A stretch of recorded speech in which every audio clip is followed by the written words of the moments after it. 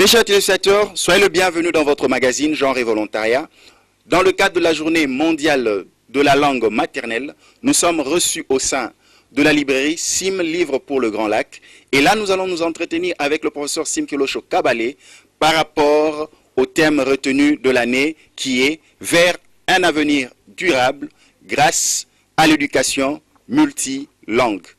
Et avant de rencontrer notre interlocuteur par rapport à ce magazine, nous avons été reçus au sein du bureau de la représentation de l'UNESCO pour parler de ce grand thème de l'année 2017.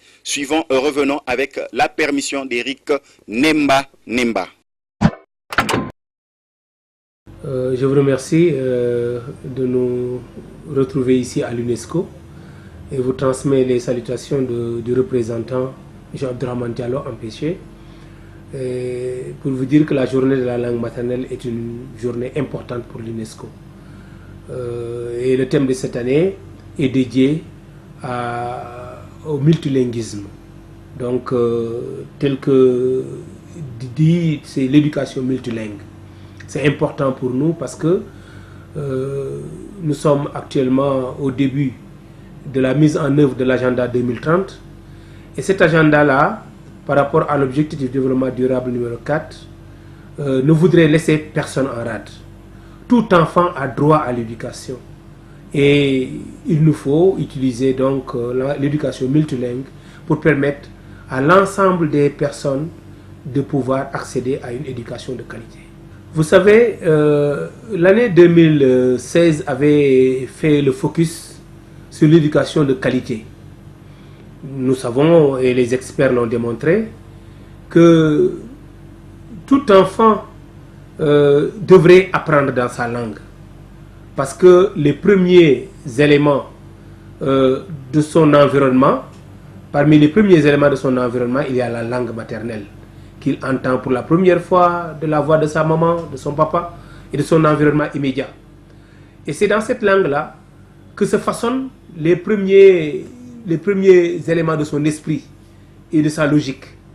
Par conséquent, il est plus efficace et plus pertinent que cet enfant-là apprenne dans cette langue qui est parlée dans son milieu, et donc il n'y aurait pas rupture entre sa pratique quotidienne et l'école.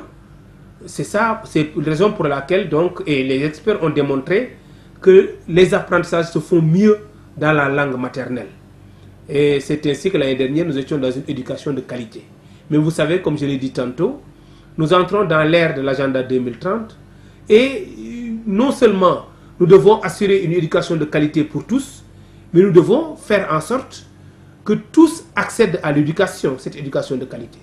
Et donc, si nous avons effectivement compris qu'un apprentissage se fait mieux dans la langue maternelle pour accéder à une éducation universelle pour tout enfant, aller vers les objectifs du développement durable numéro 4, il est important que l'éducation se fasse dans un environnement multilingue où il y aura cohabitation, par exemple apprentissage de base sur la langue maternelle parlée par l'enfant, et ensuite on va accéder aux langues internationales que sont le français, l'anglais ou l'arabe. Vous savez, la langue d'abord est un élément de culture.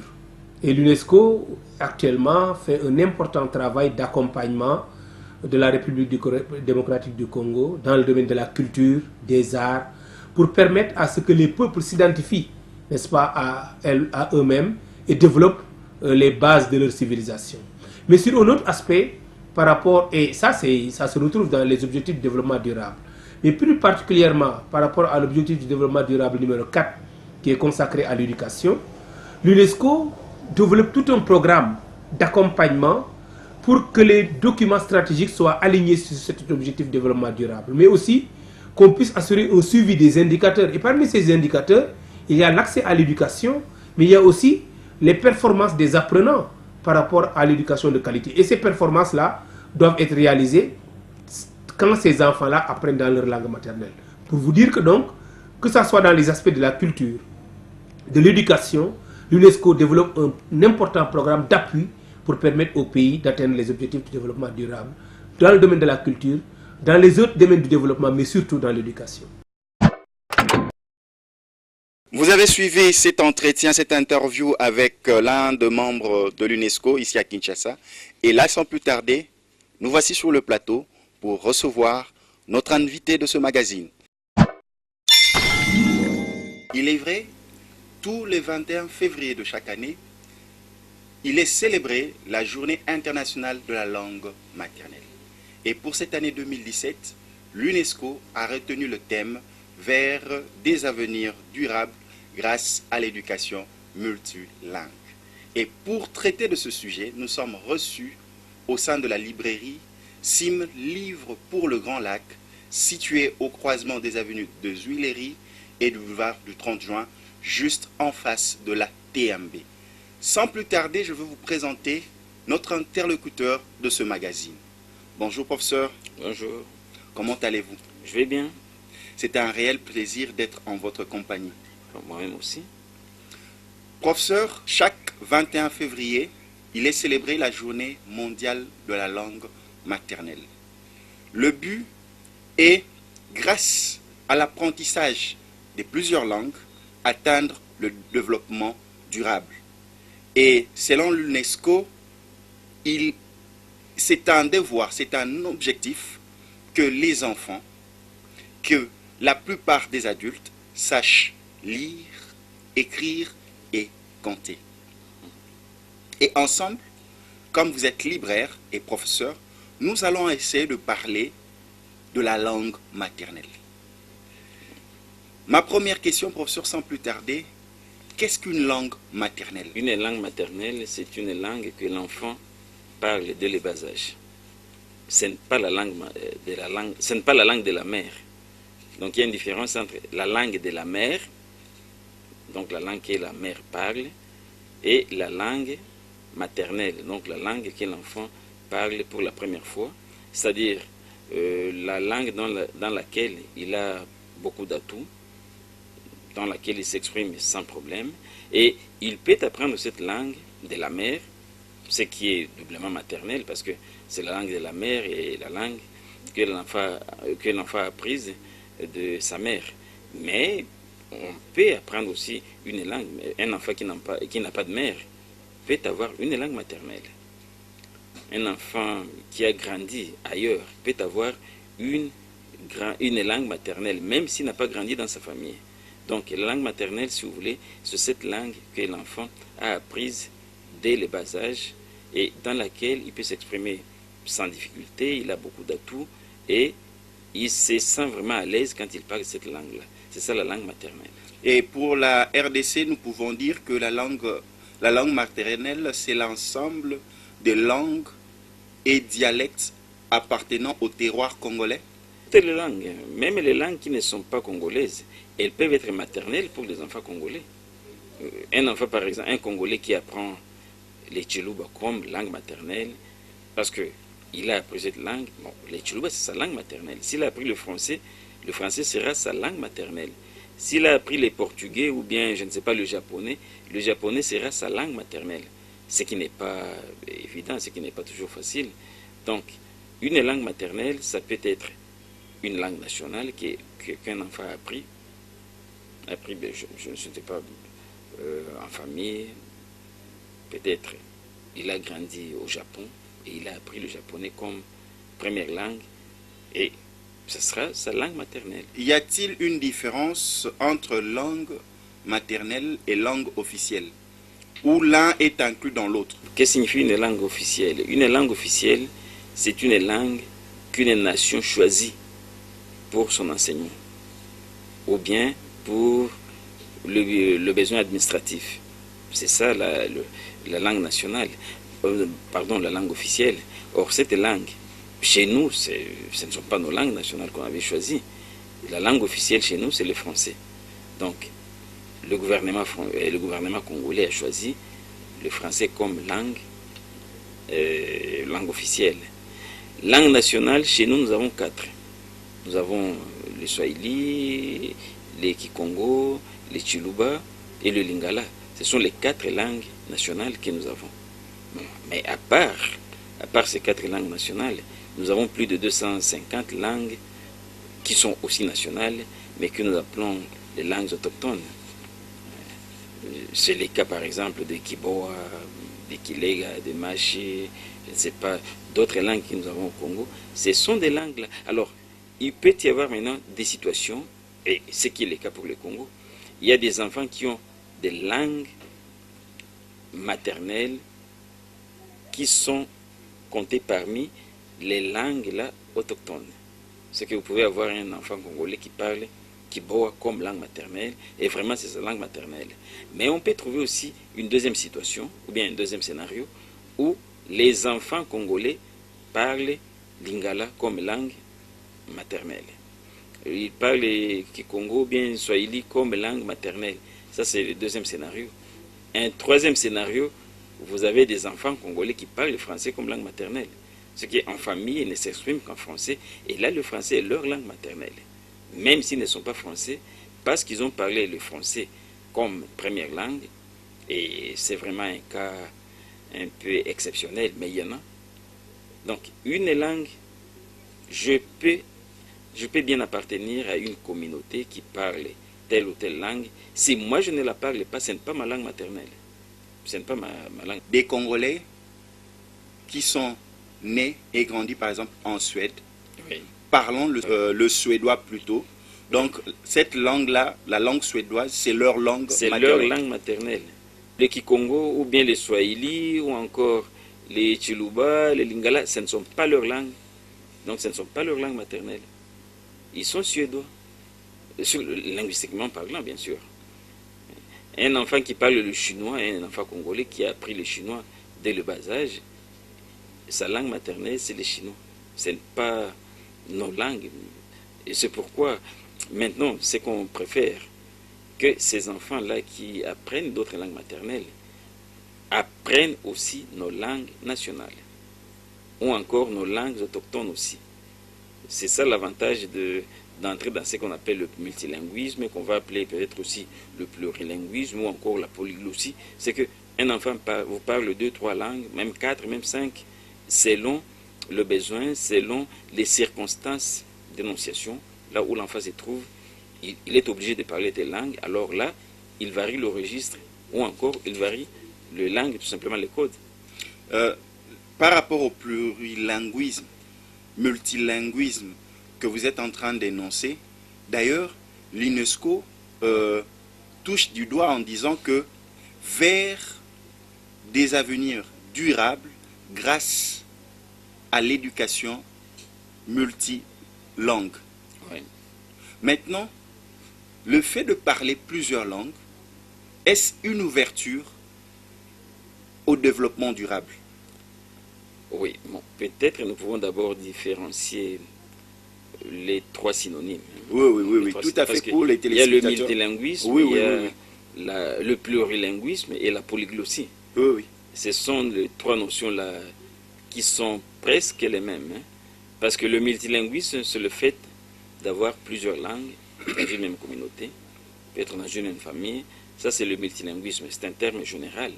Mais au sein du multilinguisme, nous avons ce qu'on appelle le plurilinguisme. Et c'est quoi? C'est le fait qu'il y ait plusieurs langues au sein d'une même communauté. Alors, c'est là où vous trouvez par exemple les enfants qui parlent Swahili ou Lingala à la maison. À l'école, ils parlent français. À l'église, ils parlent Lingala. Dans les quartiers, ils parlent une autre langue. Là, c'est le multilinguisme et on va surtout appeler cette situation-là le plurilinguisme. C'est qu'on varie la langue selon les milieux, selon les situations sociales. Et là, nous sommes dans le plurilinguisme. Alors, la polyglossie, c'est autre chose.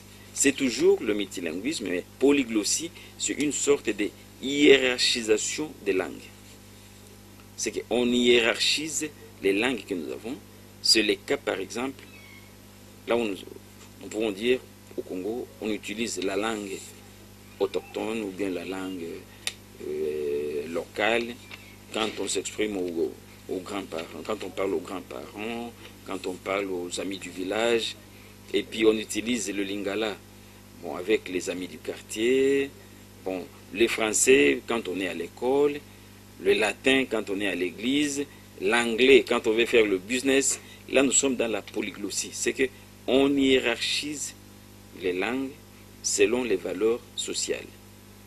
Alors, c'est ça la petite différence qui existe entre le plurilinguisme, le multilinguisme et la polyglossie. Alors, revenons maintenant à votre question. Le multilinguisme est très utile. Pourquoi? Parce que nous mettons au monde des enfants maintenant qui sont ouverts au monde. Des enfants qui sont obligés de s'exprimer en plusieurs langues. C'est que ce n'est pas seulement le lingala ou bien les français qui vont servir des codes à ces enfants. Ce sont des enfants qui sont obligés de parler un jour le chinois, un autre jour le japonais, un autre jour, je ne sais pas, l'espagnol. Alors, un enfant qui parle plusieurs langues, il a beaucoup d'ouverture. Et là, la langue devient juste un passeport.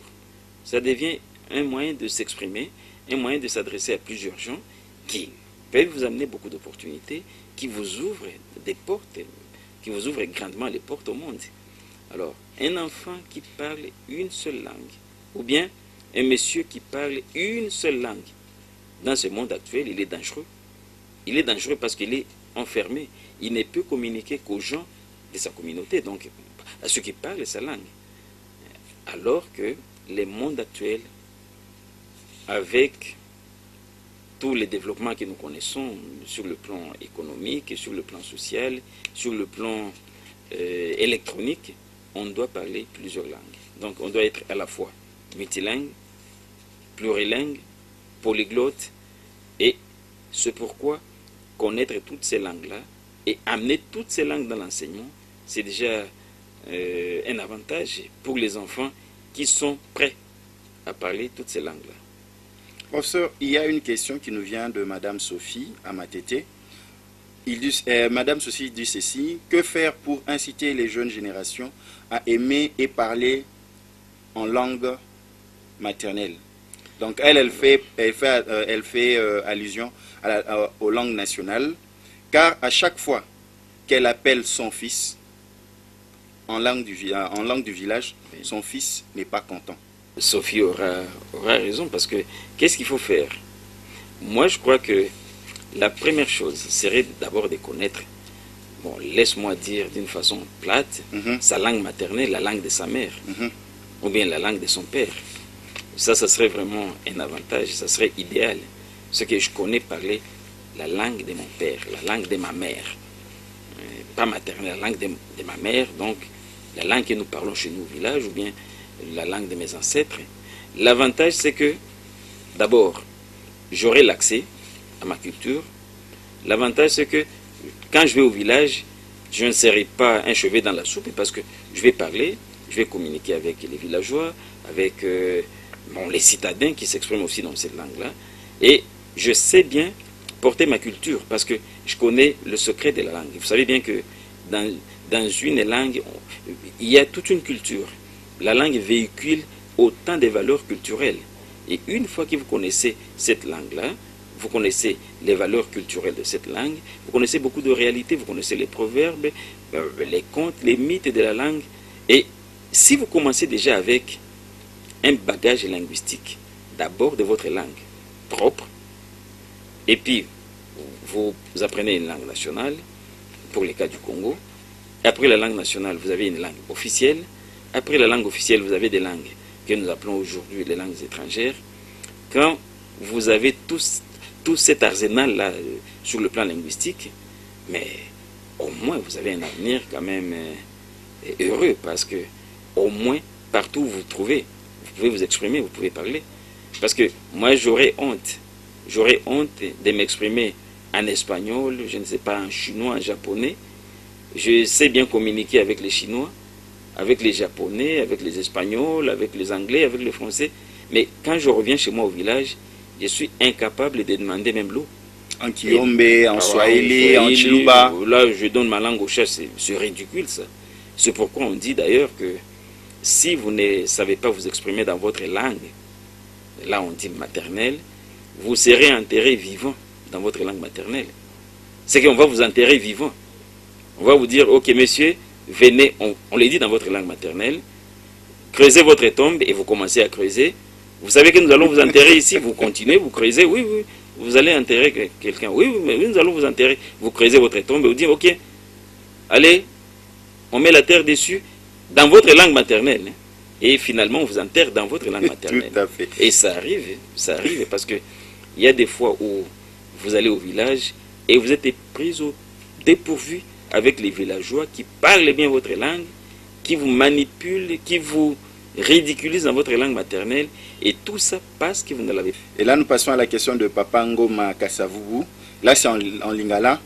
Papa professeur, Ponanini Moutou, Ayebi, français, Malamute, Azalaka, complexé, Yakoloba na Munoko, Yambo Kanaye, pour comprendre Ye Malamu. Là, vous faites un effort pour répondre Papa Ngoma na lingala. Donc, Alingaye, pour Nani Bazara complexe, et bien, nos français, mais aux a complexé au lolo bana mnorambo kano pour pas comprendre yo mais yo zo compliqué ka makambo elo nyoko lo bana papa ngoma oui ça est na linguistique parce que moi je suis linguiste bon oui ça est tous en multilinguisme c'est-à-dire au koloba ata 5 langues ata 1000 langues ce que olingi o loba nyonso wana mais seulement oyeba que na moto yo il faut bien na le balingala na oyo peut-être swahili na oyo c'est-à-dire au sein du plurilinguisme selon le cadre social,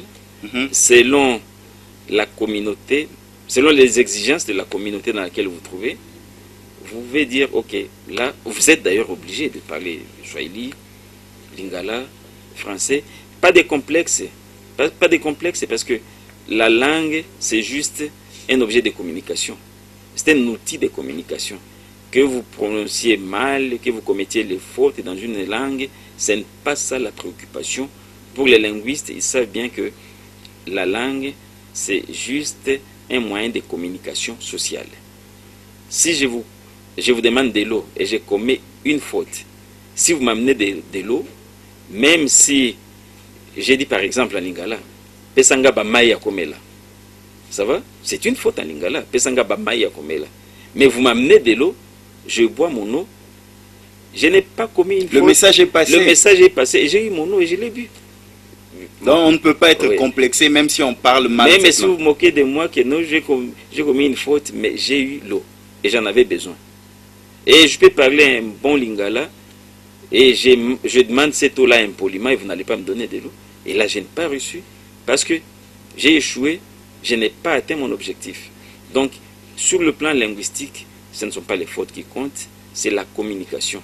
Comment on s'exprime, comment on communique et comment on arrive à s'exprimer, à avoir l'accord d'autrui, de la personne adverse.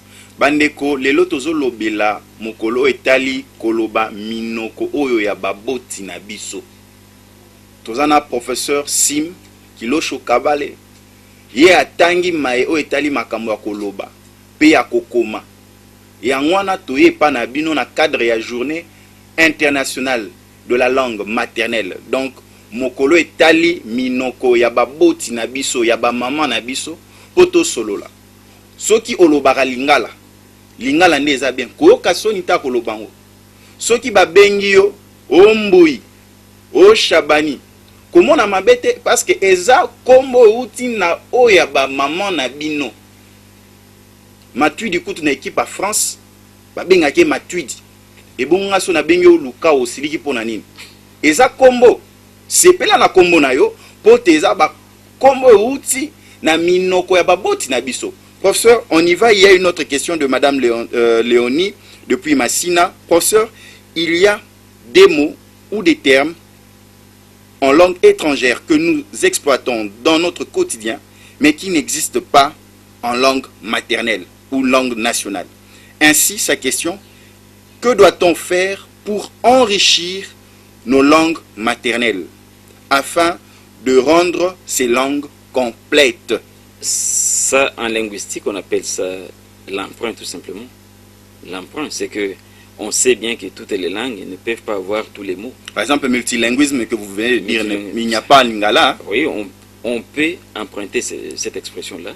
Et dans la langue, ça deviendra un néologisme, tout simplement.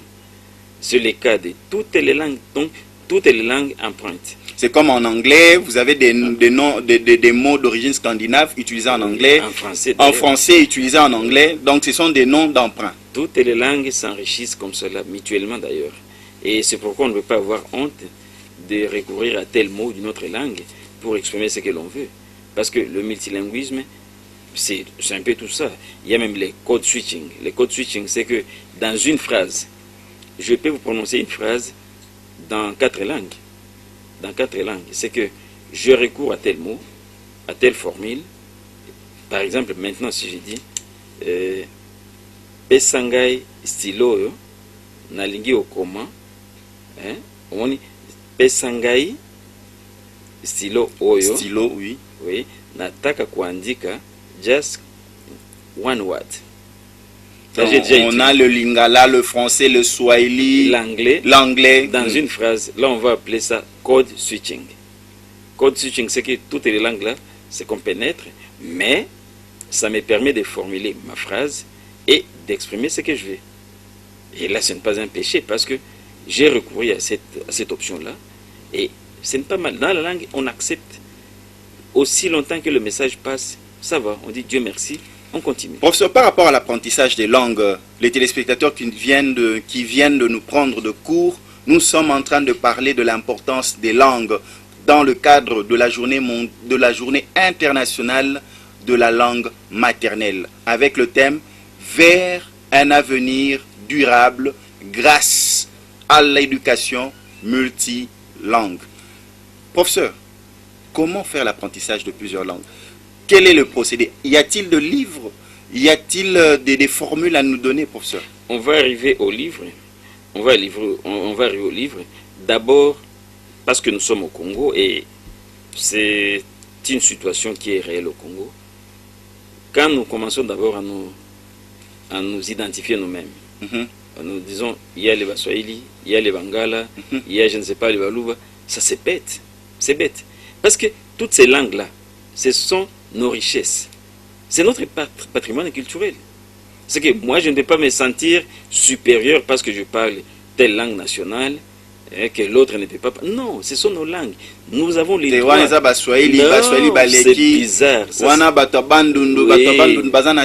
lui qui utilise de telles expressions, c'est qu'il n'a pas la maturité sur le plan linguistique. Ce sont nos langues. Moi, je peux m'exprimer en lingala, je peux parler en chiluba, je peux parler en swahili. Ce sont nos langues, c'est notre patrimoine culturel.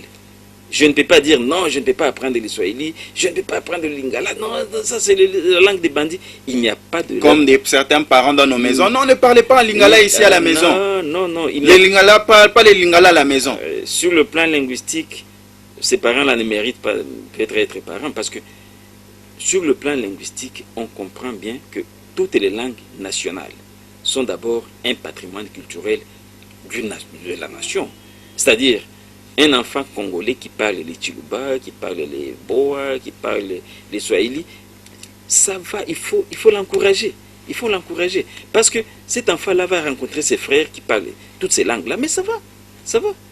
Alors, lui dire que non, il doit parler seulement français, alors que chaque jour, dans le bus, dans les taxis, il rencontre ses propres frères qui parlent d'autres langues, se restreindre son champ linguistique. Il faut parler ou bien apprendre, s'efforcer d'apprendre au moins toutes nos langues d'abord environnantes. Apprenons ces langues-là, donnons-nous quand même, donnons beaucoup d'efforts pour parler ces langues-là, pour nous exprimer dans ces langues-là, pour ne fût-ce que savoir comment saluer quelqu'un. Comment est-ce qu'on salue les gens en Chiluba, en Swahili, en Kikongo. Et puis petit à petit, on va voir d'autres langues autochtones. Et le français, c'est déjà un acquis parce que nous avons eu la chance d'apprendre la langue française à l'école. Nous avons appris aussi, nous apprenons par contrainte économique l'anglais. Bon. Et d'autres langues, on les apprendra. Mais d'abord, commençons par les langues nationales. Professeur, il y a même des études qui démontrent que l'effet d'apprendre plusieurs langues est aussi l'un des facteurs clés pour la paix. Parce que quand nous parlons la même langue, nous nous comprenons et nous évitons même certains antagonismes, certaines rancœurs. Justement, la langue, nous, les linguistes, nous prenons la langue comme une richesse. Une richesse, c'est que quand vous parlez une langue, vous avez une richesse. Quand vous parlez la deuxième, vous ajoutez à votre richesse. Quand vous parlez 10, vous ajoutez, vous accumulez toujours, oui, de bien. Vous avez autant de connaissances. Ça va? Alors, quand vous avez une richesse quelconque, vous n'aurez pas du mal à vous procurer ce que vous voulez. N'est-ce pas? Parce que vous pouvez grignoter un peu sur votre richesse et vous achetez ça. Et sur le plan linguistique, c'est pareil. Quand je parle une langue, je parle la deuxième, je parle la troisième, j'ai autant de richesses que je peux utiliser au moment opportun. Au moment opportun, je ne serai pas coincé parce qu'il y a un problème linguistique, parce qu'il faut saluer tel en Chiluba, je suis bloqué. Parce qu'il faut saluer tel en Swahili, je n'ai pas des mots, alors que je suis congolais, moi je crois que ce n'est pas gentil. Nous devons commencer, ne fût-ce que par les simples formules de salutation. Après formule de salutation, savoir demander peut-être de l'eau, savoir demander sa direction, où aller, où venir. Moi je crois que nous devons commencer par des petites notions et casser les barrières linguistiques, casser les étiquettes ou bien tout ce que tout ces faits là négatifs. Tous les faits négatifs là, il faut les éviter. Il faut les éviter. Et même considérer par exemple, les Balouba sont les mangeurs d'hommes par exemple, les Swahili sont les mangeurs d'hommes, ou bien les Swahiliphones sont mangeurs d'hommes.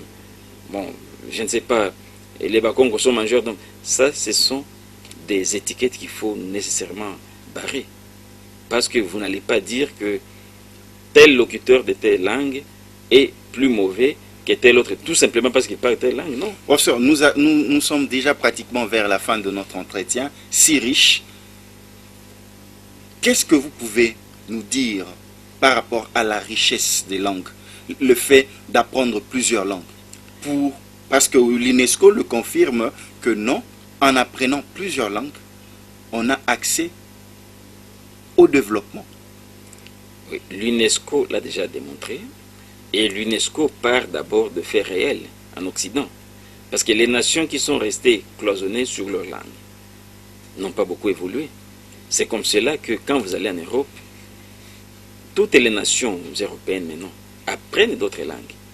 Toutes ces nations apprennent même nos langues. Ici, vous n'avez pas d'école du Lingala, mais allez en Europe et allez en France, vous allez trouver à Paris des écoles dans lesquelles on apprend le chant du Lingala. Alors, pourquoi? Parce qu'on a déjà vu que la langue, c'est vraiment une bonne couverture. Ça couvre beaucoup de richesses. Et il faut maîtriser une langue. Il faut maîtriser la deuxième, la troisième. D'abord, quand on s'enrichit comme cela, on accumule non seulement les connaissances de cette langue-là, ou bien de toutes ces langues-là qu'on apprend, mais aussi on est prêt à communiquer avec les ressortissants ou encore les locuteurs de toutes ces langues-là. Les gens qui viennent de tel pays, de tel autre, vous pouvez facilement leur parler parce que vous connaissez leur langue. Et les gens se sentent à l'aise quand vous leur parlez dans leur langue, que quand vous leur parlez dans une langue étrangère. Alors, donc, ce que nous pouvons dire, moi j'ai beaucoup apprécié un livre, bon, on n'a pas parlé de ça, j'ai beaucoup apprécié ce livre-là, de M. Mongaba, qui a écrit un livre de chimie à Lingala. Ça, c'est déjà bien. C'est déjà bien. Alors, nous avons notre livre ici, des livres de linguistique générale. Nous avons le livre des sociolinguistiques du Bazouélé. Nous avons ce livre-là, Bizibi Bia Siento ya Congo. C'est magnifique. Et puis, encore, un autre livre, Kunga Miankongo, Kinkenge, ou les chants du Congo, une merveille. C'est magnifique ça. Et pas seulement ça, ce dictionnaire-là, Monokutuba, qui Congo à l'État, un autre, Bréviaire de linguiste, un autre encore, Diversité culturelle et enseignement du français dans le monde. N'oubliez pas celui-là, Les bases de la linguistique africaine. Nous avons le lexique. Ce sont quelques livres-là Je peux. Juste quelques titres qui parlent de la richesse linguistique, qui parlent des valeurs culturelles, et nous sommes en train d'inciter nos compatriotes au multilinguisme, au plurilinguisme et à la polyglossie. Un intellectuel congolais doit parler au minimum, en tout cas 4 langues, au minimum. Et il ne saura pas voir l'avantage de tout ça en un jour, non. Mais les circonstances l'amèneront un jour à voir que vous n'avez pas peiné pour rien. En apprenant les Swahili, en apprenant les Chiluba, les Kikongo, je ne sais pas quelle autre langue, vous avez beaucoup investi et voici le richesse que vous pouvez trouver. Il y en a beaucoup. Tofulana bandeko tofulana. Yekola minoko oyo ya mboka na bino. O maîtriser na minoko oyo ya ba maman o ba boti biso. O leki na minoko ya langue nationale. Oye ko bima na minoko oyo ya langue officielle. Après o bandi ko koma na minoko ya bapaya minene. Ba ONG ba lobby ko koyeba minoko ebele ezo fongola bwanya ezo pesa pe développement. Par exemple, tofula na livre oyo ya chimie et komami na ndeko na biso na lingala bienvenue sene botala mayele. Toza na dictionnaire Kikongo ya l'état français yangoyo. Très chers téléspectateurs, nous avons été très heureux de venir partout où vous nous suivez pour votre nouveau numéro du magazine Genre et Volontariat. Nous avons parlé de l'importance de la langue maternelle ainsi que de l'importance de connaître plusieurs langues, car c'est la célébration internationale de la langue maternelle. Nous avons été reçus au sein de la librairie SIM, livre pour le Grand Lac. Professeur Kilosho Kabale Sim, un dernier mot pour mettre fin à notre entretien. Bon, un dernier mot, c'est que nous encourageons d'abord nos compatriotes à apprendre toutes nos langues nationales. En commençant par la langue maternelle, comme on l'a dit, parce que ça a un avantage. Là, on n'apprend pas la langue simplement, on apprend aussi des choses dans cette langue, mais avec le temps, on s'ouvre à la deuxième, à la troisième, à la quatrième, même à la 10e langue, c'est toujours avantageux. Alors, à la librairie Sim Livre pour le Grand Lac, nous avons beaucoup de livres en rapport avec nos langues congolaises, nos langues nationales, notre langue officielle, mais aussi des langues étrangères. Il y en a beaucoup, nous avons beaucoup de titres dans la librairie. Et si vous voulez bien, nous sommes situés sur le boulevard du 30 juin, juste en face des Limoaf Tembe, mais aussi nous sommes au croisement Commerce Kassai, toujours à Kinshasa, et à Bukavu, c'est juste en face de l'Institut Al-Fadjiri, où vous allez nous trouver. Donc, notre objectif, c'est que les Congolais apprennent des langues, c'est-à-dire nos langues nationales, qui ne s'enferment pas, qu'ils oublient ce qu'on appelle tribalisme, ségrégation, parce que tel parle telle langue, c'est que c'est un diable. Non, ce sont nos langues, ce sont nos richesses. Parlons, apprenons ces langues-là. Quand vous avez un voisin qui parle telle langue que vous ne connaissez pas, profitez de l'occasion, profitez de ces voisinages-là pour apprendre cette langue-là. C'est une richesse, vous ne perdez rien. Très chers téléspectateurs, merci. À la prochaine. Merci à Nova qui a été derrière la caméra. Merci au grand et l'unique Eric Nemba Nemba qui nous a permis d'arriver chez vous. Merci à l'honorable Clément Zaou qui soutient ce magazine. Merci à la grande famille de Kin 24 Télévision. S'il vous plaît, ne changez pas de chaîne. Les programmes continuent sur la chaîne Le Reflet de Kinshasa.